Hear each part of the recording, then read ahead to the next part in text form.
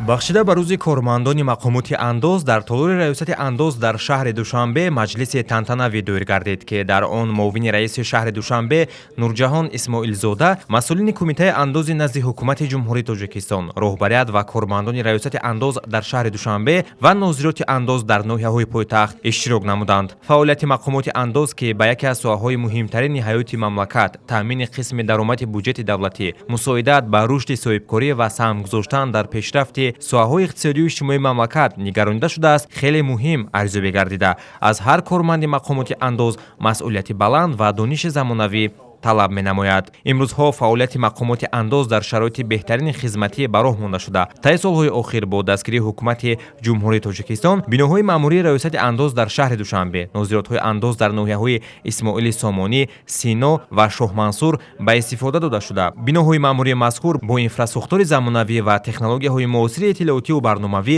муҷаҳҳаз гардонида шуда дорои шароити хуби корӣ мебошанд. Маърузачиён земни суханронии худ қайд намуданд, ки дар натиҷаи татбиқи дастуру роҳнамоиҳои президенти мамлакат муҳтарам Эмомалӣ Раҳмон дуруст ба роҳ мондани сиёсати андозиву буҷетӣ, таъмин гардидани рушди истеҳсолот, беҳтар намудани маъмурикунонии андоз ва сифати хизматрасонӣ ба андозсупорандагон, тақвият бахшидан ба рақамикунонии соҳа, нишондиҳандаҳои қонунҳои ҷумҳурии Тоҷикистон дар бораи қисми даромади буҷети давлатӣ дар шаҳри Душанбе барои солҳои дахлдори молиявӣ таъмин шуда истоданд ва ин имконият медиҳад, ки мақомоти иҷроияи ҳокимияти давлатии шаҳри Душанбе ҷиҳати ҳалли масъалаҳои таъмини фаъолияти бо низоми иdoраву муассисаҳои давлатӣ ва ҳифзи иҷтимоии сокинони пойтахт маблағгузориҳоро саривақт ва пурра анҷом диҳад. Тавре зикр шуд, мақомоти андози ҷумҳурӣ мақомоти иҷроияи марказии ҳокимияти давлатӣ дар соҳаи назорати давлатӣ пардохти пурра ва саривақтии андозҳо буда, яке аз вазифаҳои асосии он таъмини иҷро ва риоя намудани қонунгузории андоз, таҳияи механизмҳои маъмурикунонии андоз бо мақсади таъмини воридоти саривақтӣ ва пурраи андозҳо ба буҷетҳои дахлдор, иштирок дар таҳияи лоиҳаҳои қонунҳо ва дигар санадҳои меъёрии ҳуқуқӣ